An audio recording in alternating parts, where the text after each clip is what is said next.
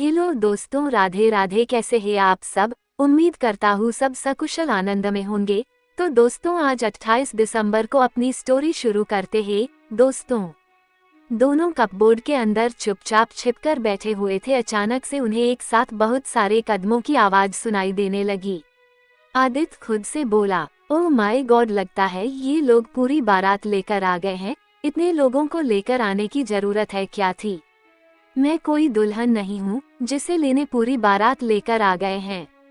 ये लोग भी ना, इन लोगों को बस शो ऑफ करना होता है। इतने लोग क्या करने आए हैं?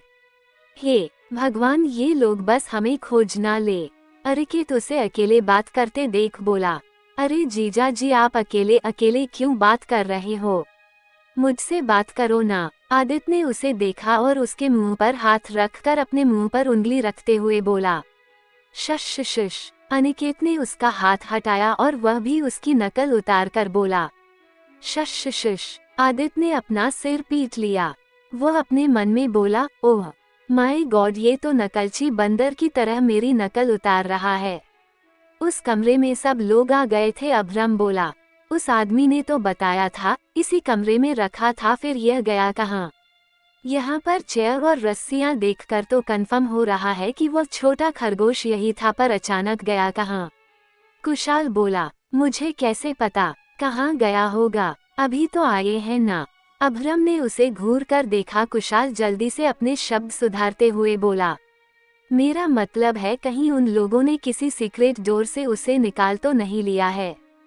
तभी अनंत भी आ गई और बोली, वह लोग मिले क्या? और सबको देखा। सब लोगों ने एक दूसरे को देखा, फिर अपने कंधे उचका दिए। अनंत बोली, अरिकेत भी नहीं है तो क्या उन लोगों ने उन्हें कहीं और शिफ्ट कर दिया है कि हम लोग लेट हो गए? अरिकेत अनंत की आवाज सुनकर थोड़ा जोर से बोला, दीदी। आदित्य ने जल्दी से उसका मुंह बंद कर दिया और धीरे से उसे डांटते हुए बोला, दीदी के भाई चुप, बिल्कुल चुप। तुम पार्टी बदल रहे हो। मैंने कहा था ना यहाँ पर चुपचाप से छिपना है, लेकिन नहीं, तुम तो उसको बुलावा दे रहे हो। चुप, एकदम चुप। सब लोग एकदम से चौंक गए थे। उन्हें खुसफुसाने की आवाज आ रही थी। अभ्रम बोला, क्या तुम लोगों ने कुछ सुना, या फिर यह मेरे कानों को कोई वहम हुआ है? व्योम बोला, कोई वहम नहीं हुआ है, समझे? सच में कोई खुसफुसा रहा है। ओजस ध्यान से सुनते हुए बोला, मुझे लगता है कोई यहाँ पर छिपा हुआ है। ऐसा क्यों लग रहा है कि यह आवाज वहां से आ रही है? और उसने कपबोर्ड की तरफ अपनी उंगली पॉइंट की। सब लोगों ने कपबोर्ड को देखा। सब लोग उस तरफ धीमे धीमे कदमों से बढ़ गए। अरिकेत धीमी आवाज में बोला, जीजा जी, मुझे दीदी से मिलना है। आदित्य बोला, चुप, बाद में मिलते रहना, अभी चुप रहो यार। तभी अनंत ने झटके से दरवाजा खोला और आदित्य और अरिकेत ने सिर उठाकर देखा। सब लोग उन्हें गुस्से से घूर रहे थे। आदित्य जबरदस्ती मुस्कुराते हुए बोला, हाय। अरिकेत भी बोला, हाय। ये सुनकर अभ्रम बोला, हाय लगेगी तुझे मेरी, यहाँ क्या कर रहे हो?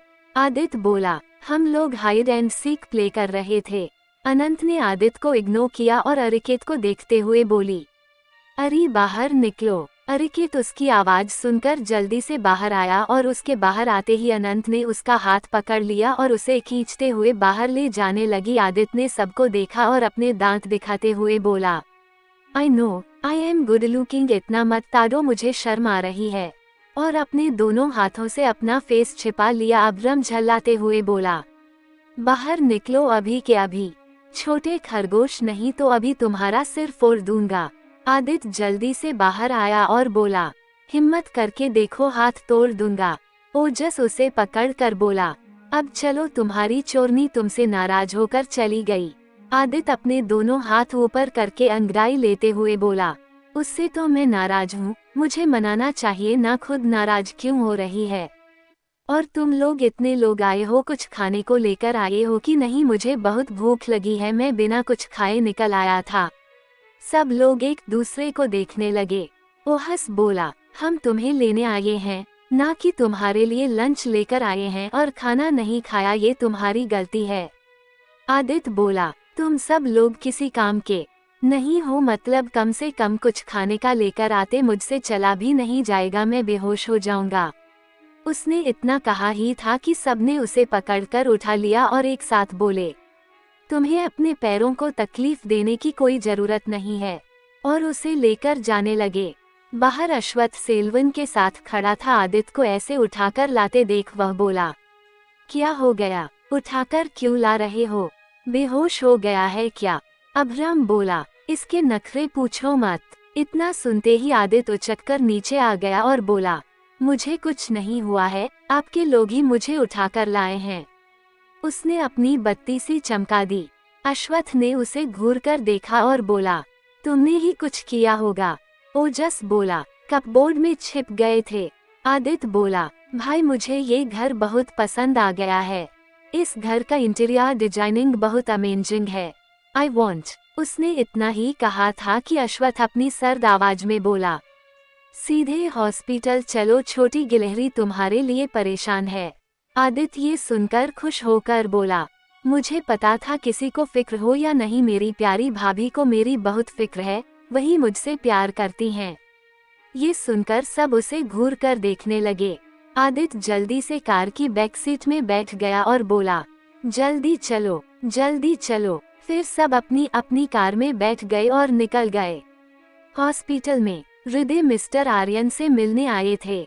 वह तिया के वार्ड से गुजर रहे थे। अचानक उन्हें जानी पहचानी आवाज सुनाई दी और उनके कदम रुक गए और उनके कदम तिया के वार्ड की तरफ बढ़ गए और उनकी आंखें बड़ी हो गई। वह डोर पर लगे शीशे से तिया को साफ साफ देख पा रहे थे।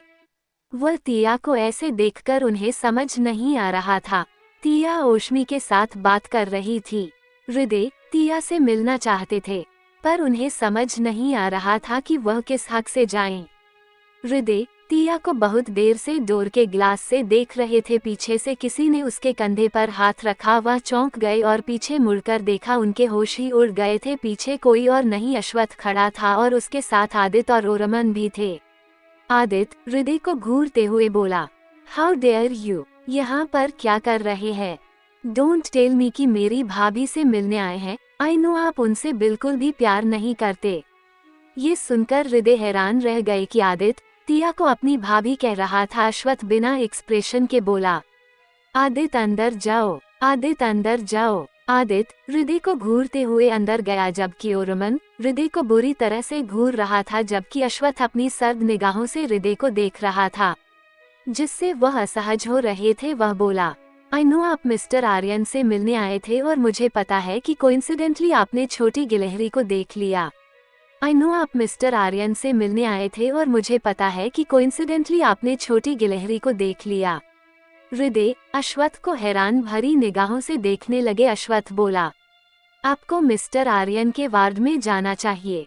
हृदय का मन तो नहीं था, लेकिन वो भारी कदमों से चले गए। आदित्य अंदर जाते ही चिल्लाते हुए बोला, भाभी, पता है आप दुनिया की सबसे अच्छी भाभी हो, मुझे पता है। मुझे किसी ने भी याद नहीं किया, लेकिन आपने मुझे बहुत मिस किया। और वह सीधा जाकर तिया के बेड पर चढ़कर बैठ गया। उसकी हरकत देखकर एक पल के लिए तिया और ओशमी भी डर गई थी। ओशमी बोली, क्या कर रहे हो? तिया को लग जाती तो। वह ठीक से ठीक नहीं हुई है। आदित्य बोला, सॉरी ब्यूटीफुल आंटी। ये सुनकर ओशमी का मुंह खुला का खुला रह गया। वह लगभग चीखते हुए बोली, क्या कहा? आंटी? मैं तुम्हें आंटी नजर आती हूँ, तुम्हारी दीदी की उम्र की हूँ। ये सुनकर आदित्य जल्दी से बोला, इसलिए तो आंटी कहा। मेरी दीदी का एक 23 साल का बेटा है, पर लगता है तुम अभी तक सिंगल हो। वैसे तुम चाहो तो गार्डियंस के सीईओ को पटा सकती हो, वह सिंगल है। तुम्हारा मशरूम हेयर। ये सुनकर ओशमी उसे भौचक्की होकर देखने लगी। आदित्य बोला, मुझे पता है तुम उसे पसंद करती हो, पर वो तुम्हें देखकर ही भागता है। मैं सबका क्यूपिड हूँ, मुझसे कुछ नहीं छुपता। चाहो तो मैं उसे मनाने में हेल्प कर सकता हूँ। ये सुनकर तिया जल्दी से बोली, इसकी बात मत सुनना, ये बस ऐसे ही बोल रहा है। ओशमी आदित्य को ध्यान से देखते हुए बोली, सच बोल रहे हो? ये सुनकर तिया ओशमी को हैरान होकर देखने लगी और बोली, दी क्या बोल रही हो आप? आदित्य जल्दी से बोला, ऑफ कोर्स मैं सच बोल रहा हूँ। मैंने बहुत लोगों को उनकी लव लाइन से मिलाया है, तुम्हारी भी मिलवा दूंगा। मुझे पता है वो तुम्हारा मशरूम हेयर तुमसे बहुत चिढ़ता है। ये सुनकर ओशमी बोली, वैसे तुम्हें पता कैसे चला? मैं उसे मशरूम हेयर बोलती हूँ। आदित्य बोला, वह मैंने उसे बोलते हुए सुन लिया था। वैसे तुमने उसके साथ ऐसा क्या कर दिया है कि वह तुमसे इतना चिढ़ता है? ये सुनकर ओशमी बोली, तुम जानकर क्या करोगे? तुम बस मेरी हेल्प करो उस मशरूम हेयर को मनाने में। ये सुनकर तिया बोली, हो गया, आप लोग मुझे इग्नोर कर रहे हो। ये सुनकर ओशमी बोली, सॉरी हे, छोटे खरगोश मशरूम हेयर भी आया है। आदित्य बोला, हाँ आया है, बाहर ही है। ये सुनकर ओशमी खुश हो गई और बोली, ओके मैं चलती हूँ, तिया का ध्यान रखना। और वह वहाँ से निकल गई और निकलते ही ओरमन से टकरा गई। आदित्य तिया को देखकर बोला, भाभी, भाई आपको परेशान करते हैं क्या? मतलब आपको ढंग का खाना पीना नहीं देते? आप कितनी बीमार लग रही हैं। तिया अपना मुंह छोटा सा करके बोली, हाँ रोज रोज बस वही चीज खा खा कर मैं तंग आ गई हूँ। पता नहीं कब मैं ठीक होऊंगी। मैं तो सोच रही हूँ मैं नाना जी के घर चली जाऊंगी, फिर मुझे वहाँ अच्छा अच्छा खाने को मिलेगा। आदित्य बोला, ऐसा क्या? तो ठीक है, मैं भी साथ में चलूंगा, क्योंकि मुझे पता है भाई कुछ भी ढंग का खाने को नहीं देंगे, सबको जंक फूड कहकर खाने ही नहीं देते। मैं भी आऊंगा। उन दोनों की बातें अश्वत्थ दरवाजे के पास खड़ा होकर सुन रहा था। उसे यकीन नहीं हो रहा था कि यहाँ पर यह प्लानिंग चल रही है। आदित्य बोला, भाभी मैं तो कहता हूँ आप ना 1-2 साल वहीं उनके साथ ही रहना, भाई की सारी अक्ल ठिकाने आ जाएगी। ये सुनकर अश्वत्थ के कान खड़े हो गए और वह आदित्य को घूर कर देखने लगा। उसका खुद का भाई जो पहले चाचा बनने के लिए मरा जा रहा था, वह उसकी बीवी को यह एडवाइस दे रहा था कि वह अपने मायके में 1-2 साल तक रुक जाए। क्या ये वही उसका भाई था जो उन दोनों को साथ में देखने के लिए घर भी छोड़ने को तैयार था?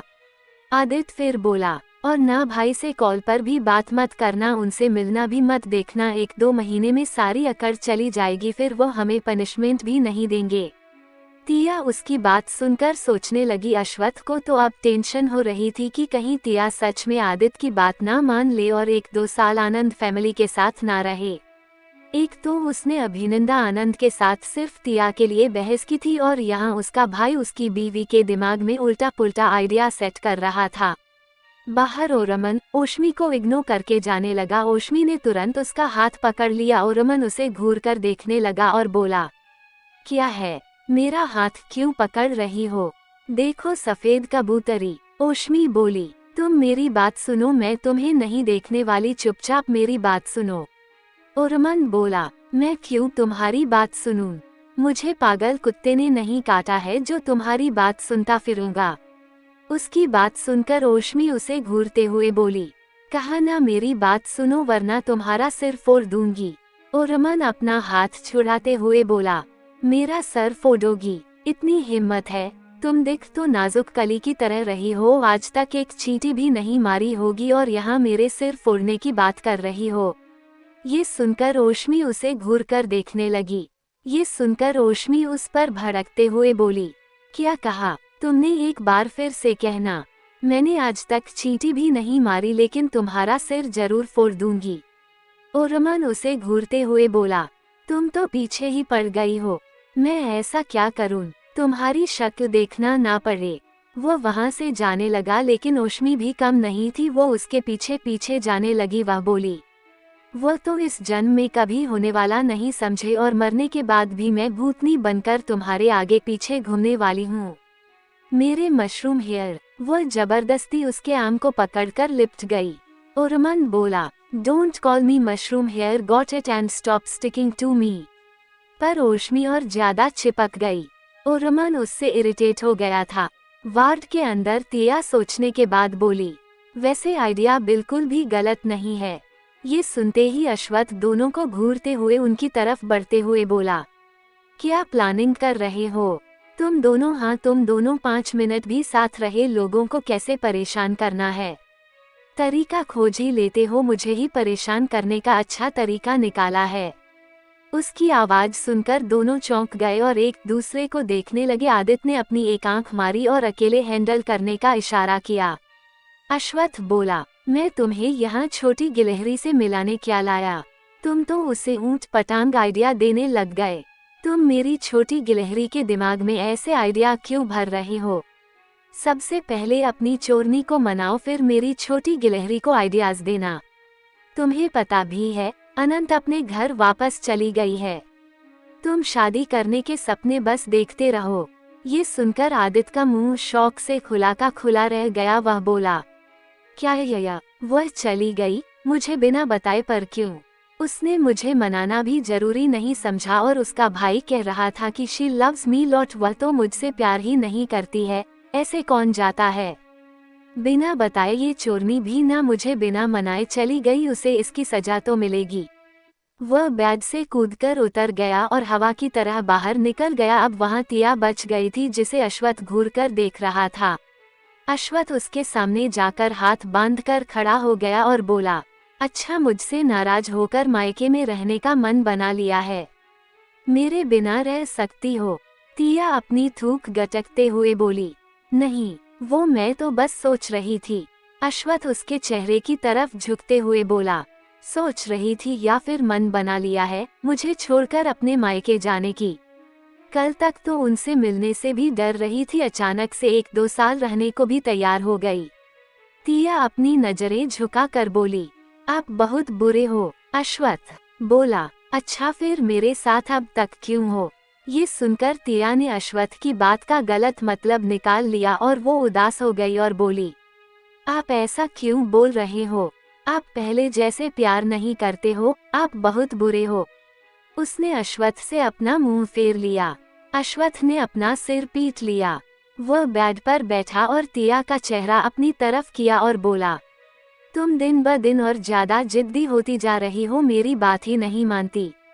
अब तो तुम मेरी शिकायत भी अपने नाना और मामा से करोगी। तिया अपना मुंह फुलाकर बोली, मैं जिद्दी नहीं हूँ, आप जिद्दी हो। मैं आपकी सारी बातें मानती हूँ। अश्वत्थ अपनी आंखें चढ़ाकर बोला, हन है, अच्छा कितनी बात मानी है, अब तक बताओ मुझे, और तुम अपने मायके नहीं जा रही हो? भले ही तुम्हारे मायके वाले क्यों ना आ जाए। तिया बोली, अब तो मैं पक्का जाऊंगी। आप डांटते हो। अश्वत्थ बोला, मैं जाने नहीं दूंगा छोटी गिलहरी। तिया बोली, ठीक है, पर एक कंडीशन पर। अश्वत्थ बोला, और वह क्या है? तिया खुश होकर बोली, मुझे आप ये सब दलिया सूप ये सब नहीं खिलाओगे, मुझे मोमोज खाने हैं, चॉकलेट, मटर पनीर। अश्वत्थ बीच में ही बोला, भूल जाओ, कुछ भी खाने को नहीं मिलेगा, वरना मैं तुम्हारी शिकायत तुम्हारे नाना से कर दूंगा। 1 महीने तक कुछ भी नहीं खाना है, वरना तुम बहुत लेट रिकवर करोगी। तिया बोली, पर उसने इतना कहा ही था कि उसके शब्द गले में ही रह गए। अश्वत्थ ने अपने होठों से उसका मुंह बंद कर दिया था। तिया की आंखें बड़ी हो गई थी। फिर उसने अपनी आंखें बंद कर ली। अश्वत्थ उससे अलग होकर उसके चेहरे को देखने लगा। उसने तिया के माथे को चूम लिया। तिया ने अपनी आंखें खोली और अश्वत्थ को देखने लगी। अश्वत्थ उसके सिर को सहलाते हुए बोला, मुझे छोड़कर कहीं जाने का सोचना भी मत, समझ में आई बात? तिया ने कुछ सोचा और अपना सिर हाँ में हिलाने लगी। अश्वत्थ बोला, ऐसे सिर हिलाना बंद करो, मुझे पता है मेरी बात नहीं मानने वाली। ये सुनकर तिया इधर उधर देखने लगी। अश्वत्थ बोला, तुम्हारी ऐसी हरकतें करना बंद करो, बच्चों जैसी हरकतें मत करो छोटी गिलहरी। तिया अपना मुंह बनाकर बोली, आप खुद मुझे बच्ची की तरह ट्रीट करते हैं, मेरी क्या गलती? और मैं मामा मामी और नाना जी से मिलने जरूर जाऊंगी, और 1 महीने नहीं 6 महीने वहीं रहूंगी, आपसे बात भी नहीं करूंगी। आप मिलने आओगे, आपसे भी नहीं मिलूंगी। अश्वत्थ ने दोबारा उसके होठों को किस कर लिया और उसकी निचले होंठ को बाइट कर लिया। तिया उससे दूर हो गई और अश्वत्थ को नाराजगी से देखने लगी। अश्वत्थ अपने थंब से उसके होठों सहलाने लगा। आर्यन पैलेस में कोरियन ओजल को मनाने की कोशिश कर रहा था। ओजल बोली, देखो चीफ, मुझे परेशान मत करो। ओरियन बोला, आदित्य वापस आ गया है, अब मान भी जाओ यार, इतना गुस्सा किस बात का? ओजल बोली, मेरा मूड खराब है, परेशान मत करो। ओरियन उसे मना कर थक गया था। उसने ओजल के गालों को पकड़ लिया और उसके होठों पर अपने होंठ रख दिए। ओजल की आंखें बड़ी हो गई। उसे यकीन नहीं हो रहा था कि ओरियन उसे कभी खुद से किस करेगा। ओरियन दूर हो गया। उसे खुद हैरानी हो रही थी कि उसने ओजल को किस किया। वह वहां से भागने ही वाला था कि ओजल ने उसका कॉलर पकड़कर अपने करीब खींचा और उसके होंठों पर अपने होंठ रख दिए। ओरियन की आंखें लगभग बाहर आने वाली थी। आदित्य ओजस को लेकर अनंत के घर गया था। रात हो चुकी थी। ओजस बोला, सुबह नहीं आ सकते थे? आदित्य बोला, मैं कोई रिस्क नहीं लेने वाला, चलो। वह आगे बढ़ गया। ओजस बोला, बट डोर इधर है ना? आदित्य बोला, हम डोर से नहीं जाएंगे, खिड़की से जाएंगे। चोरनी डोर ओपन नहीं करेगी। ओजस बोला, खिड़की क्या वह खोलकर रखेगी अपने घर में चोर घुसाने के लिए? आदित्य ने उसे घूर कर देखा। ओजस घर को देखकर बोला, इतना छोटा सा घर है। वैसे मैं यह नहीं कह रहा हूँ कि यह बहुत बुरा है, बट मुझे नहीं लगता कि इस घर में कोई खिड़की भी होगी, और मैं आज तक किसी के घर खिड़की से बिल्कुल भी नहीं गया। यह मेरे उसूलों के खिलाफ है। मैं नहीं जा रहा किसी खिड़की से, मैं दरवाजे से ही जाऊंगा। और वह दरवाजे की तरफ बाही था कि आदित्य ने उसे पीछे से कमर से पकड़ लिया और खींचकर घर के दूसरी तरफ ले जाते हुए बोला, पागल पागल हो गए हो क्या? और यह कब से उसूलों का नशा चढ़ गया? तुम मेरे असिस्टेंट हो, समझे? तुम्हें खिड़की से जाना ही पड़ेगा क्योंकि मैं खिड़की से अंदर जाने वाला हूँ। फिर कुछ सोचकर बोला, अरे नहीं, तुम क्यों जाओगे? अंदर तो सिर्फ मुझे ही जाना है। तुम खिड़की के बाहर खड़े होकर चौकीदारी करोगे। अब ठीक है, ये तुम्हारे उसूलों वाला काम है। ये सुनकर ओजस हक्का बक्का रह गया। उसे तो अब खिड़की के अंदर जाने ही वाला ऑप्शन ठीक लग रहा था। आदित्य से खींचकर उस तरफ ले गया जिस तरफ खिड़की थी। आदित्य खिड़की को दिखाते हुए बोला, ये रही खिड़की। इस छोटे से घर में एक खिड़की भी है, समझे? ओजस खिड़की को देखकर बोला, तुम्हें कैसे पता चला कि यहाँ पर एक खिड़की है? आदित्य बोला, क्योंकि मैं जब आया था तो मैंने पूरे घर को देख लिया था, इसलिए मुझे पता है कहाँ खिड़की है, कहाँ दरवाजा है, समझे? और यह खिड़की किचन में खुलती है क्योंकि मैंने किचन में कुकिंग की है, इसलिए मुझे पता है। मैं पूरी प्लानिंग के साथ आया हूँ। अब तुम यहाँ पर खड़े होकर चौकीदारी करो, मैं अंदर जा रहा हूँ।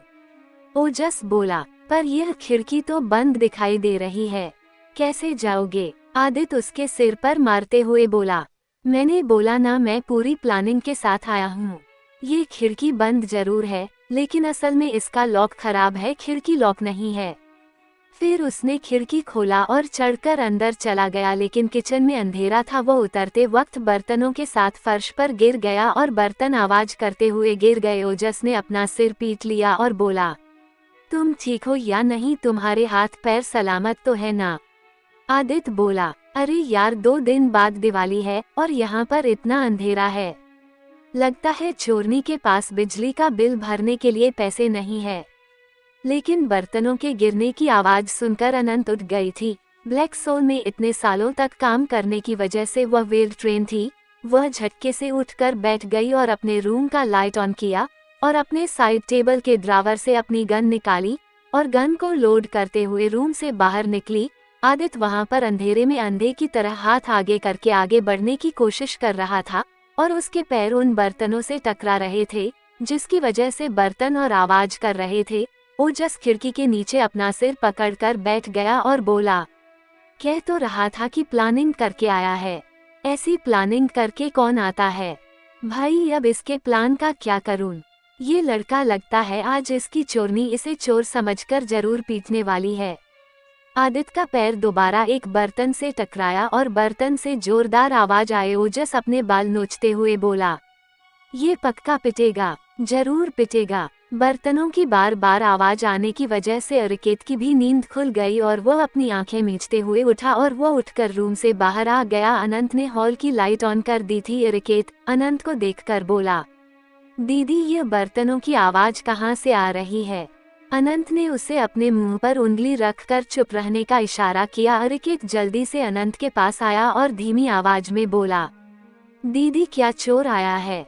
अनंत कुछ सोचते हुए बोली, मुझे भी ऐसा ही लगता है, कोई चोर ही आया होगा। आवाज किचन से आ रही है और किचन की खिड़की का लॉक खराब है, चोर जरूर उसी से अंदर आया होगा। अरिकेत बोला, 2 दिन बाद दिवाली है और उससे पहले हमारे घर में चोर दर्शन देने आ गए।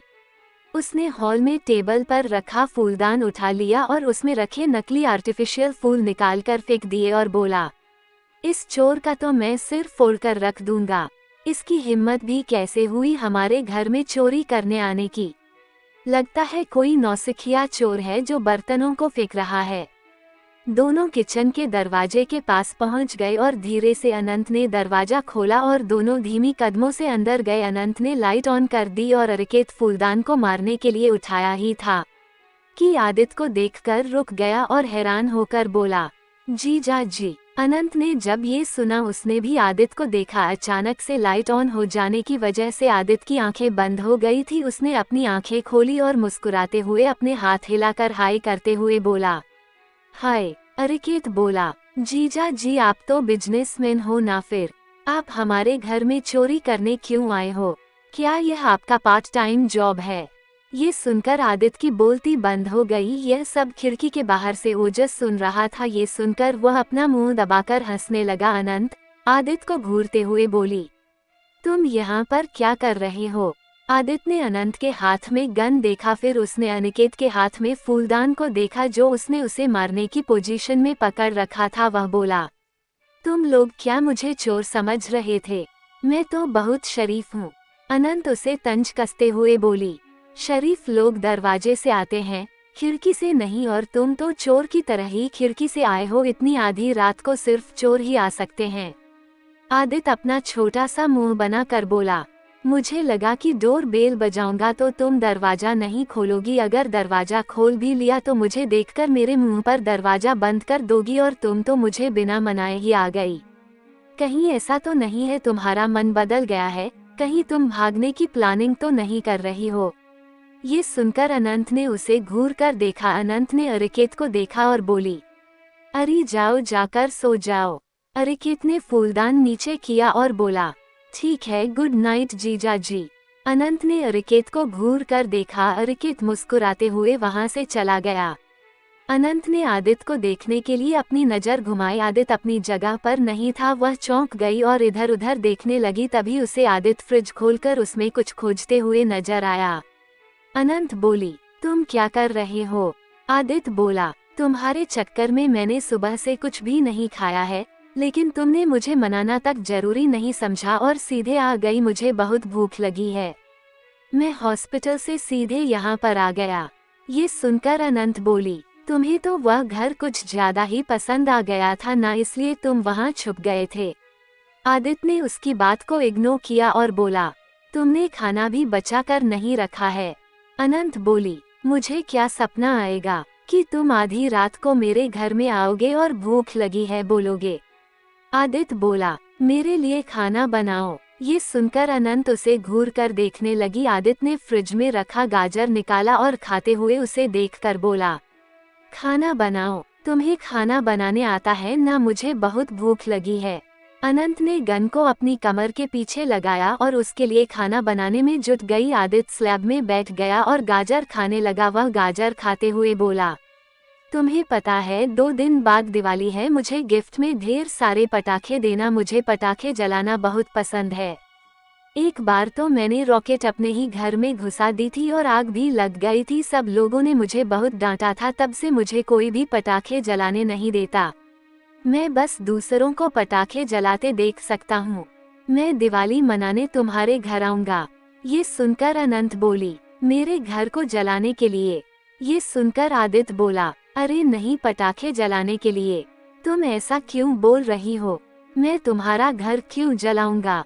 आफ्टर ऑल यह मेरा ससुराल है।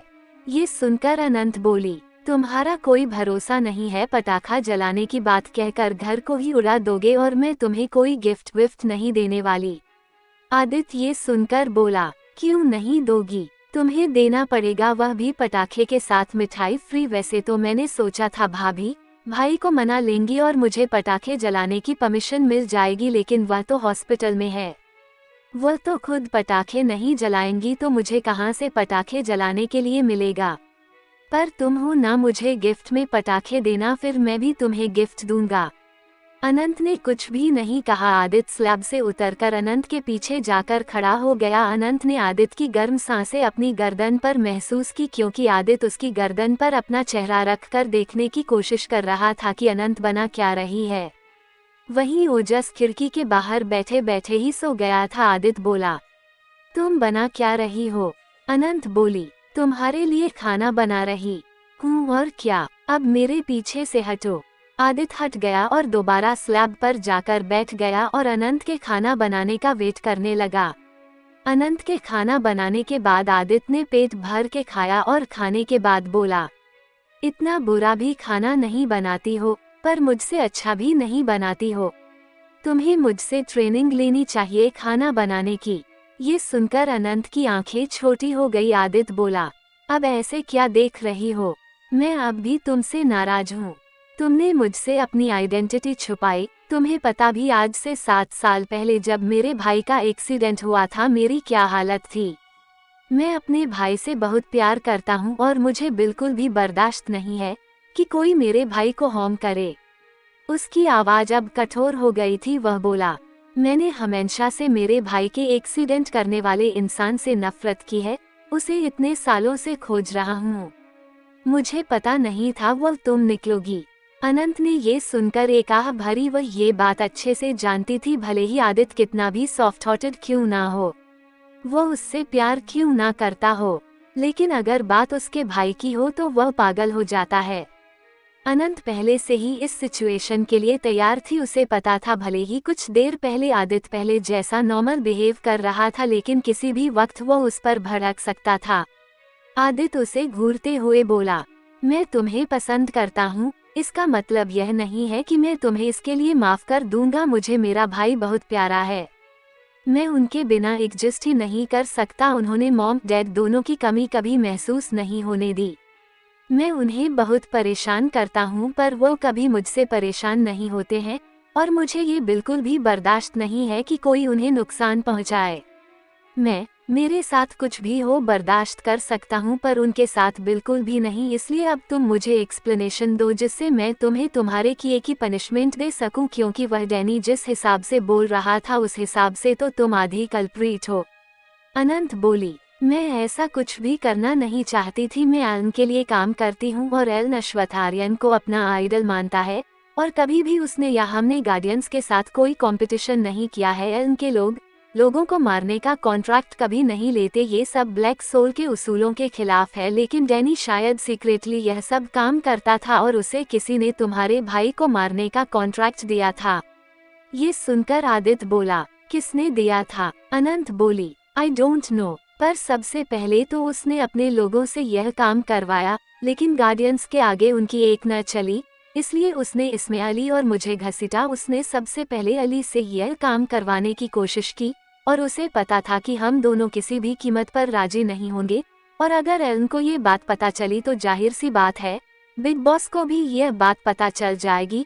उसने अली की गर्लफ्रेंड को पैसों का लालच देकर इन सब में शामिल कर लिया और वो मान भी गई। डैनी ने अली को उसकी गर्लफ्रेंड को मारने की धमकी देकर उससे ये काम करवाने की कोशिश की थी, लेकिन अली अपनी गर्लफ्रेंड से छुटकारा पाना चाहता था, इसलिए उसने कोई रिएक्ट नहीं किया और ना ही उसकी बात मानी। लेकिन डैनी इस वजह से बौखला गया था और उसने मेरे छोटे भाई को किडनैप कर लिया और मेरे छोटे भाई के अलावा दुनिया में कोई नहीं है। मुझे तो ये भी नहीं पता मेरे मॉम डैड कौन है। वह तो अभी के मॉम डैड थे जिन्होंने मुझे ऑर्फनेज से अडॉप्ट किया था बिकॉज उनकी कोई चाइल्ड नहीं थी।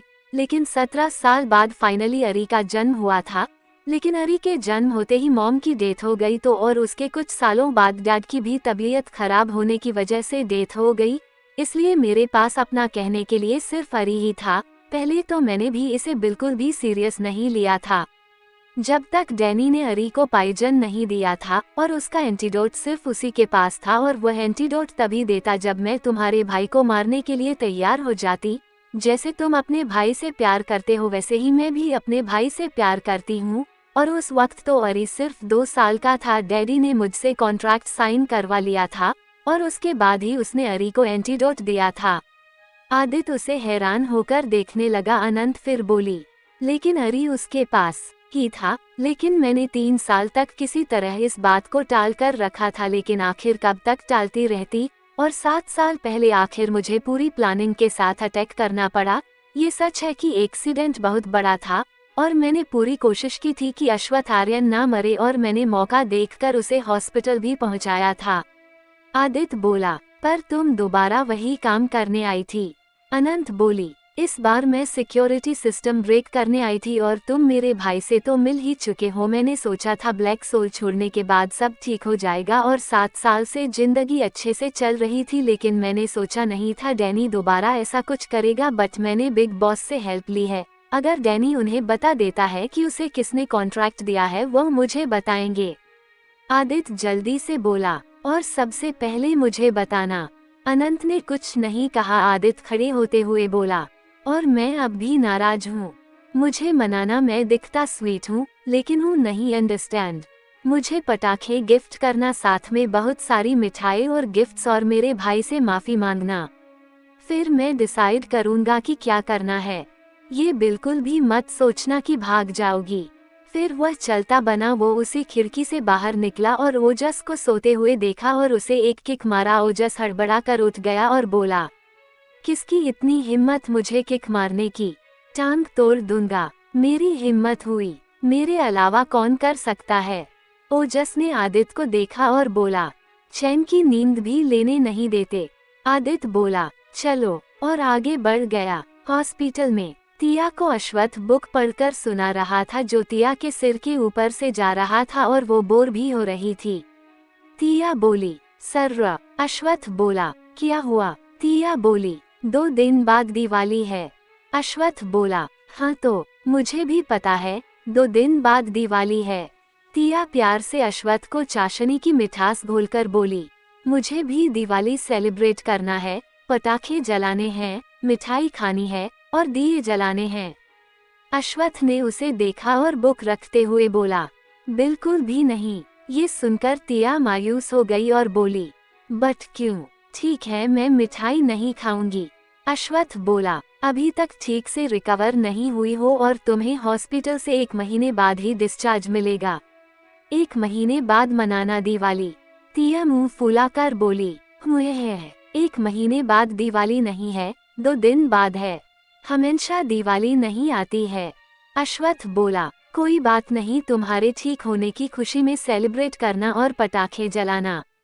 तिया जिद करते हुए बोली, नहीं, मुझे दिवाली सेलिब्रेट करना है, नए कपड़े पहनने हैं, हॉस्पिटल गाउन पहने पहने बोर हो गई हूँ। अश्वथ बोला, अपने एक फ्रैक्चर हाथ और पैर के साथ मनाओगी? बिल्कुल भी नहीं, मैं कोई रिस्क नहीं लेने वाला, समझ में आई बात? तिया अब रोने लगी और बोली, जब हॉस्पिटल में एडमिट हुई हूँ, अपनी पसंद का ना कुछ खाने मिलता है ना कुछ करने। अब मैं नाना जी को बताऊंगी, उनके घर जाऊंगी और कभी घर वापस नहीं आऊंगी। आप रहना अकेले, फिर किसे परेशान करेंगे आप? नहीं आऊंगी आपके पास। ये सुनकर अश्वथ आंखें फाड़कर तिया को देखने लगा। उसे यकीन नहीं हो रहा था, तिया अब उसे इमोशनल ब्लैकमेल करने पर आ गई थी। ये सब उसे आदित्य सिखा रहा था। उसने अपना सिर पीट लिया। तिया ने अपनी आंखें बंद कर ली। आज के लिए इतना ही दोस्तों, राधे राधे।